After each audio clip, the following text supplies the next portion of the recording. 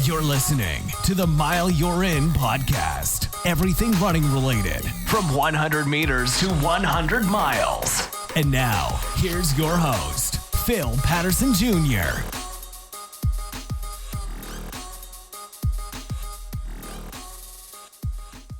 What's going on, everybody? Welcome back to another episode of the Mile You're In podcast. I'll just say it this way. Go to the show notes. Check out the link where you can support the show through Patreon or Spotify if you'd like. Mr. Anonymous, thank you for continuously showing love each and every month, donating to the show. A lot of things going on. I just launched themileyourin.com, so you can check that out if you want to look at the coaching, if you want to find more stuff on the podcast. YouTube is now an option. I got the show synced with YouTube, so still no videos, but for people that like to listen on YouTube, now you have that option too. So I'm just working on things, maybe a store with some merchandise. I don't know. We're seeing how I can expand this, but I want to get right into it. And honestly, this was inspired by something that happened a couple of days ago. I was going to Publix, the grocery store, if you're not familiar with it, if you're not really in the South area. It's a big, popular, probably number one grocery store down here, I'd say. But this particular one by my house, there's always homeless people sitting by either entrance asking, typically they're just asking for money. But on this night, I was going in, and there was a lady who looked like she could have even been a little bit closer to my age, a little bit older, but she looked younger. And typically I kind of go with my feeling. I don't always have the opportunity and the availability to help people out with my situation, but when I know I do and I feel led to, I will help out. And in this particular case, that's what happened. As I was walking in, instead of asking for money, she just asked if I could get her something to eat. So because I already started feeling it in my gut and in my spirit, I just felt like this was sincere. I asked her, what would you like? And she said, I don't care what you get. I need something to eat. I need food. So as I was going in and doing my shopping for what I intended to go in there for, I'm trying to think, what do I want to get this woman? And I just kind of felt led again to go to the deli. And as many times as I've gone in there, I've never seen them have this special. But on this particular evening, they had a buy one, get one for the popcorn chicken. And it's a nice size. So I was like, there you go. That's what I'm going to get her. On the way out, I got her something to drink too. And as I'm walking out the entrance, I don't see her. And I'm like, this is weird, because I told her, let me see what I can get you. So I thought that she was still going to be there, but I'm looking around the whole plaza and I don't see her. So I'm like, all right, when I get to my truck, I'll drive around one time and see if I find her and give her the stuff. And if not, maybe this was just God testing me and it was just a test. So I get in, I drive to the other side, and now I see her on the other entrance asking people. And again, people are just saying no, and I can see her, like, she puts her head down, kind of feeling defeated, because she's asking humbly for help, and nobody's helping her. So I hop out the truck real quick, and I didn't want to make it about me. I just wanted to bless her because I felt led to. So I just ran over there, handed her the bag, said, God bless you. And as I'm leaving, I hear her like opening the bag, and like you could hear in her voice the way she was like, oh, wow, popcorn chicken. Oh my God. Like she was not expecting that. Maybe people that help her out just get her some potato chips, or, something that's not really nutritional,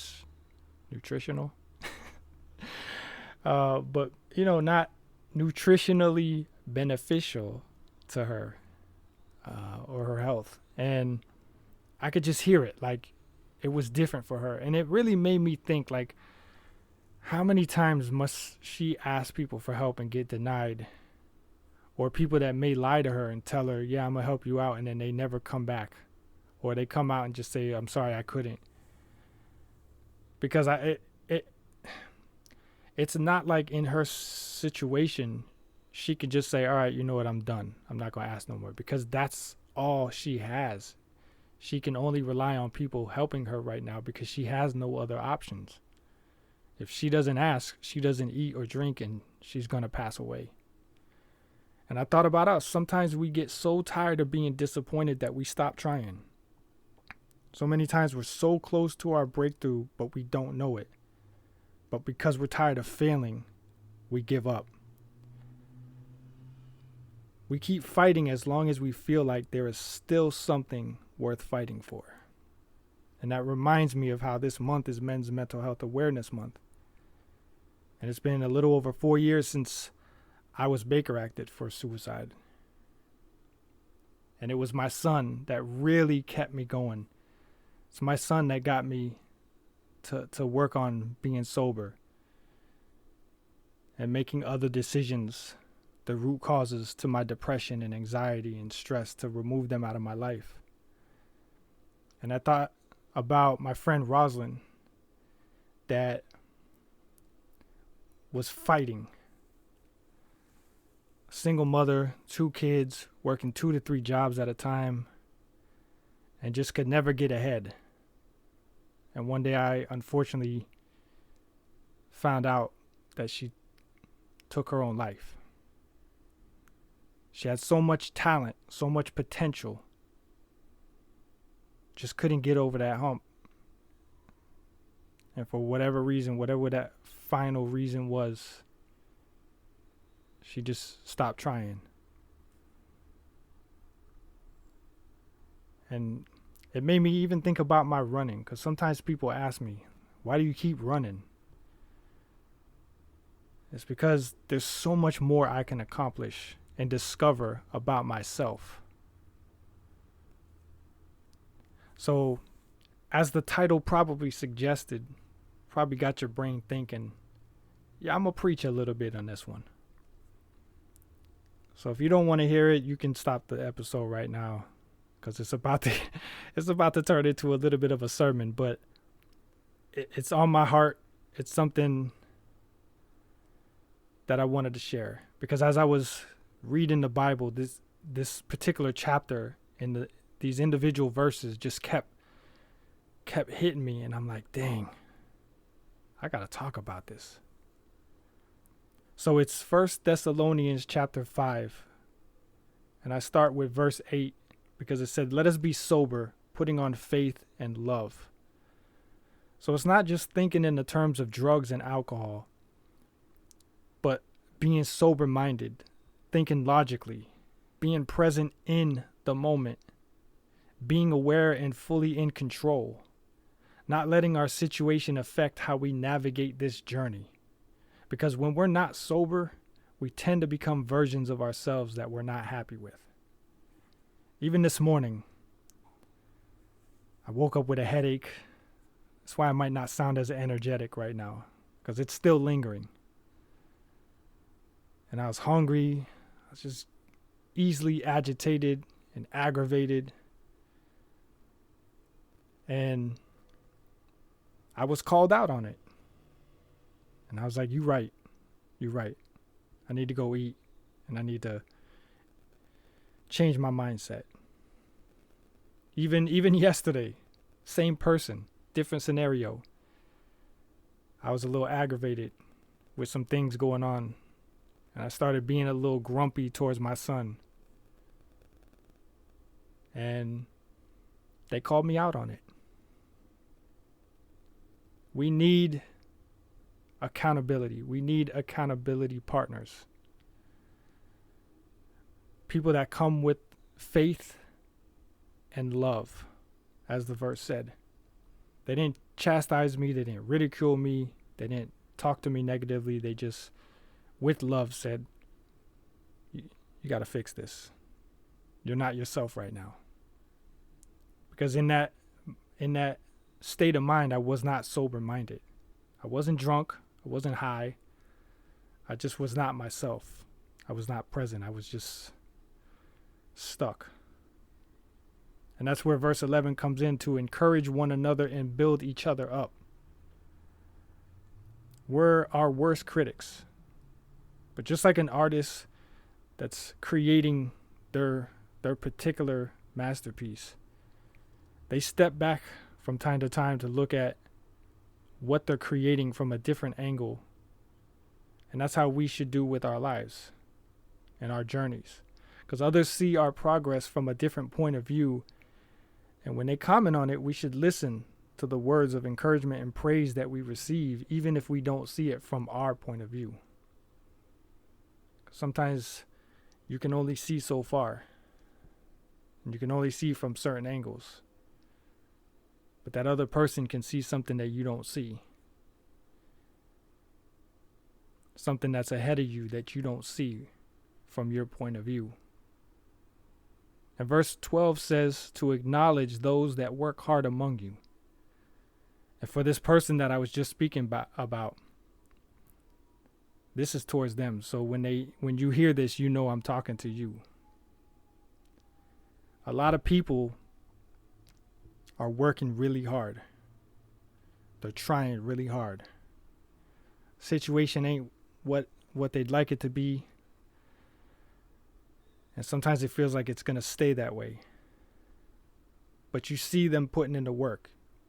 The Bible says faith without works is dead. So they have the faith that the work they're putting in is going to bless that goal, that journey that they're on. And when you're listening right now, I want you to know that I'm proud of you. I've said it before and I'll say it again. I'll say it 1,000,000 times. And this goes to everybody. But for this specific individual, they'll know I'm talking to them. And I want to remind them that I see the hard work. I see the effort. Keep the faith. Keep doing what you're doing. Everything's going to work out as long as you keep trying. And that's another verse that came in this chapter that says, verse 14, warn those who are idle, encourage the disheartened, help the weak. I thought about race directors, volunteers, the other runners at the races that were encouraging me all the time in those 100-mile races when I would get to the aid station or get to the if it was a looped race and I got to my tent in the kind of race area and I was just sitting there complaining. And instead of letting me stay in that state physically and mentally, they did everything they could to encourage me out of that. They were offering to carry my stuff so that I didn't have to carry it and I could just feel lighter and feel easy and move better. They offered to walk or run with me just to keep me company and have somebody to talk to and get out of my head. They offered to get me stuff. If I didn't have what I needed or what I wanted in that moment, they offered to get it. And that's the thing, to have people in your life who are going to help keep you going and not allow you to get in your head and hold yourself back. In verse 18, it says to give thanks in all circumstances. And I've said this many times before, that there's always something worth praising. And there are certain people in your life that you come across and they get that out of you. So I think of Ethel and Aisha, who I've run a few races with. And it's just their mentality. And the thing about it is there are people that will say things just to say them, the cliche things. And when you hear them say it, you're like, in your mind, they don't even believe what they're saying. But when it comes to people like Ethel and Aisha, I know that they're sincere and genuinely believe what it is that they're talking about. They're not just saying it to say it. They believe it and they live it themselves. The positive mindset can change things. And that's why I give thanks to the individual who this morning and yesterday was willing to hold me accountable and remind me that I'm being a little out of character. And it's not because I want to, it's just that I'm letting things affect me that are changing that mindset that I have. And that there's many things to be thankful for, and there's things I could change about the situation that would fix what's going on in the moment. Verse 19 says to hold on to what is good. And this is what will get you through the lows. When we're grinding, it's the gratefulness that keeps the flame lit during the storm, despite how bad it gets. And that's why I hold on to certain people in my life. And when it comes to jobs and relationships, even brands that we use when we go shopping, a lot of times we have what is good. It's right there in our lives already. But we see things or we hear things, and then we start to wander and look. Well, maybe that's a little bit better. Maybe that's where I should be, or maybe that's who I should be with, or maybe that's where I should work, or maybe that's what I should buy. Meanwhile, you have something good right there with you. And that's where patience, loyalty, endurance, qualities like that are crucial. So many people, there's so many analogies, but so many people are so used to starting something, and they're so excited about it, and they're putting in all the effort and the passion and the time, and then they don't see the fruit bearing right away. They don't see it growing right away. They don't realize it takes time. So they leave it and they go somewhere else and start doing the same thing over and over and over again. And next thing you know, they've bounced around so many times, haven't found what it is they're looking for, and realized they left it a long time ago in a lot of those other situations. Or maybe there's one particular one, and that's where they start to try to come back, but it's too late.